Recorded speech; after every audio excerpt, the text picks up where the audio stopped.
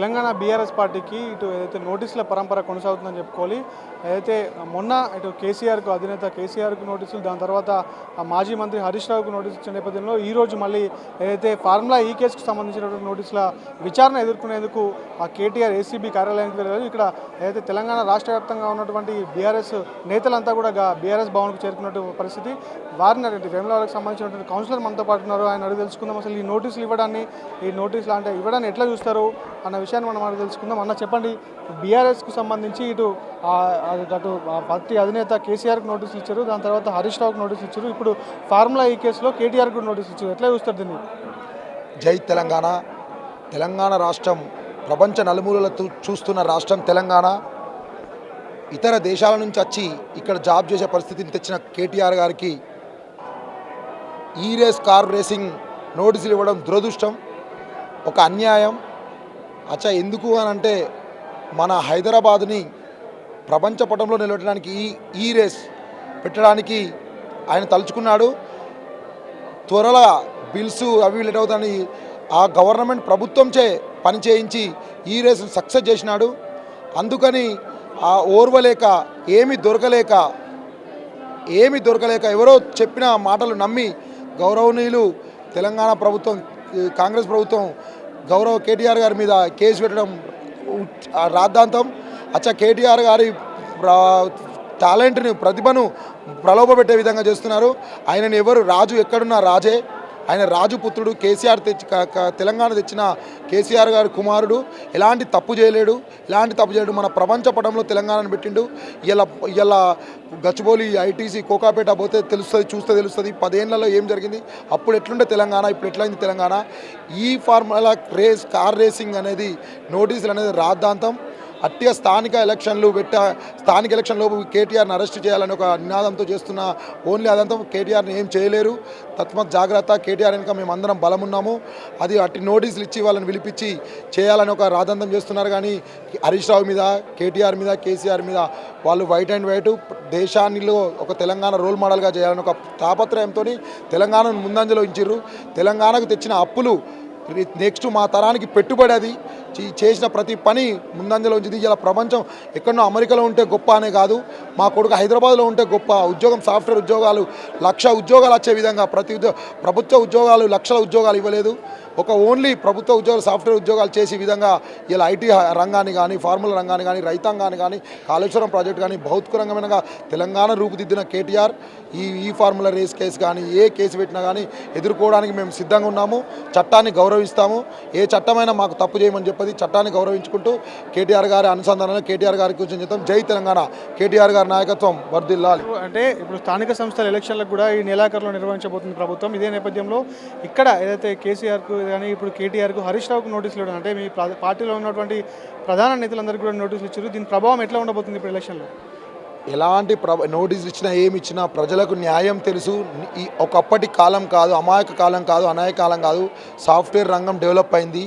నోటీసులు ఇచ్చినా ఏమి ఇచ్చినా స్థానిక ఎలక్షన్లో క్లీన్ స్వీప్. సర్పంచులు, ఎంపీటీసీలు, జెడ్పీటీసీలు, కౌన్సిలర్స్ ప్రతి ఒక్కటి బీఆర్ఎస్ గెలుస్తుందని నేను తెలియజేస్తున్నాను, హెచ్చరిస్తున్నాను. ప్రజలు ఈ 10 ఏళ్లలో ఎంత వ్యతిరేకత వచ్చిందో ఈ 18 నెలల్లో అంత వ్యతిరేకత వచ్చింది. దయచేసి ప్రభుత్వ పాలన చేయండి. ఈ కక్షపూరిత చర్యలు చేయొద్దు దయచేసి. స్థానిక ఎలక్షన్లో ప్రతి ఒక్కరు ప్రజలు బీఆర్ఎస్ వైపు మా కేసీఆర్ కావాలి, మా కేటీఆర్ కావాలని ఎదురు చూస్తున్నారు. వీళ్ళు చేసేదానికి ఖచ్చితంగా రెట్టింపు ఉత్సాహంతో మా కార్యకర్తలు పనిచేస్తారు. ఎలాంటి నోటీసులు ఇచ్చినా, ఎలాంటి జైలుకు పంపినా, ఏం చేసినా భయపడేదే లేదు. అలా భయపట్టించినా భయపడేదే లేదని తెలియజేస్తున్నాం. రేవంత్ రెడ్డికి పాలన చేతగాక వారు ఇచ్చిన 6 గ్యారెంటీలు 420 హామీలను ప్రజలు ప్రశ్నిస్తున్నారు. ముఖ్యంగా కేటీఆర్ గారు రాష్ట్ర వ్యాప్తంగా ఆయన ప్రతిరోజు వాళ్ళు ఇచ్చిన హామీ మీద ప్రశ్నించడం కనుకే మరి ఆయనపై అక్రమ కేసులు పెట్టడం జరిగింది. ఫార్ములా ఈ రేస్ అనేది మరి అంతర్జాతీయ ఖ్యాతి చెందిన ఒక మరి ఎలక్ట్రికల్ వెహికల్ మరి రాష్ట్ర వ్యాప్తంగా రావాలనే కోరిక కొరకు, మరి పర్యావరణాన్ని కాపాడనే విషయంలో మరి ఎక్కడెక్కడో ఇతర దేశాలలో నడిపే ఈ ఫార్ములా ఈ రేస్ను మరి హైదరాబాద్ తీసుకొచ్చి మరి తెలంగాణ ఖ్యాతిని పెంచడం జరిగింది. మరి ఈ యొక్క అక్రమ అరెస్టులు చేయించి మరి రాక్షస ఆనందం పొందాలని చెప్పి రేవంత్ రెడ్డి ప్రభుత్వం చూస్తూ ఉంది. కానీ మరి ఐటీ రంగంలో కానీ హైదరాబాద్ను అభివృద్ధి చేసే విషయంలో కానీ కేటీఆర్ గారి చొరవ మన ఎనలేనిది. ఆయన ఈ హైదరాబాద్ తెలంగాణకు సంబంధించి మరి ఎంతోమంది నిరుద్యోగులకు ఒక 5 లక్షల నుంచి 10 లక్షల మంది నిరుద్యోగులకు మరి ఉపాధి కల్పించడం జరిగింది. మరి హైదరాబాద్ను అద్భుతంగా ప్రపంచ పటంలో నిలిపే విధంగా మరి హైదరాబాద్ను అభివృద్ధి చేయడం జరిగింది. ఒక ఉద్యమ బిడ్డగా మరి ఆనాడు మరి ప్రత్యేక రాష్ట్ర కోసం మరి కొట్లాడినటువంటి కేసీఆర్ బిడ్డ ఈ జైళ్లకు ఈ అక్రమ అరెస్టులకు మరి భయపడే వ్యక్తి కాదు. మరి కేసీఆర్ నడిపించిన బాటలో ఎన్ని కేసులైనా ఆనాడు నిర్బంధాల ద్వారా అక్రమ కేసుల ద్వారా అయినా తెలంగాణ రాష్ట్రాన్ని సాధించడం జరిగింది. అదేవిధంగా ఈ ప్రభుత్వం వారు ఇచ్చిన హామీలను నెరవేర్చడానికి వారి మెడలు వంచడానికి మరి కేటీఆర్ గారు ఎల్లప్పుడూ మరి ప్రజల పక్షాన ప్రశ్నిస్తూ ఉంటాడు. కాబట్టి దీనికి వెనుకడిగే వేసే సమస్య లేదు. కాబట్టి ఇది ముమ్మాటికి మరి కేటీఆర్ మీద అక్రమ కేసులు, ఇది ఆయనను జైల్లో పెట్టి రాక్షస ఆనందం పొందాలనే కుట్రని ఈ సందర్భంగా తెలియజేస్తా ఉన్నాను. నిప్పులేందే పొగరాదు అన్నట్టుగా ఇటు ఎంతో కొంత అవినీతి అయితే ఇటు బీఆర్ఎస్ పార్టీకి సంబంధించిన నాయకులు అధికారంలో ఉన్నప్పుడు చేయందే ఇటువంటి నోటీసులు అంటూ ఇవ్వరు కదా. కేటీఆర్ గారు సాక్షాత్తు శాసనసభలనే మరి ఇక్కడనే మీరు ఇక్కడనే ఒక విచారణ చేపట్టండి, మీరు ఈ శాసనసభలో చర్చ పెట్టండి, దానిపై నేను సమాధానం చెప్తాను.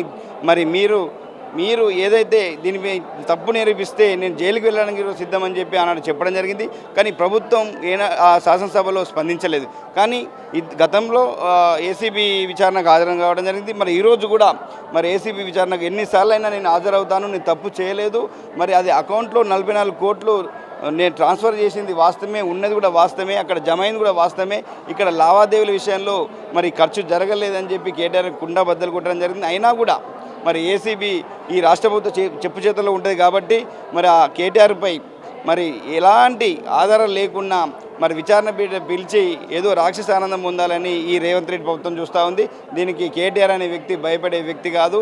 మన తెలంగాణ రాష్ట్ర ఉద్యమంలో కానీ మరి పరిపాలనలో కానీ ఆయన గొప్ప వ్యక్తి. కాబట్టి ఈ సందర్భంగా మరి అండగా మరి ఈ తెలంగాణ రాష్ట్ర వ్యాప్తంగా మరి బీఆర్ఎస్ పార్టీ శ్రేణులందరూ కూడా తెలంగాణ భవన్కి వచ్చి మరి సంఘీభావం తెలపడం జరిగింది. మీరు ఆధారాలు చూపించి అరెస్ట్ చేయాలి, కానీ మరి ఈ కోర్టులను కూడా ధిక్కరించి వీరు ఇష్టమున్న రీతిలో ఏసీబీని వాడుకొని ఆయనను మరి 100 అబద్ధాలు చెప్పి దాన్ని నిజం చేయాలని ప్రజలను తప్పుదోవ పట్టించాలని ఈ రేవంత్ రెడ్డి ప్రభుత్వం చూస్తూ ఉంది.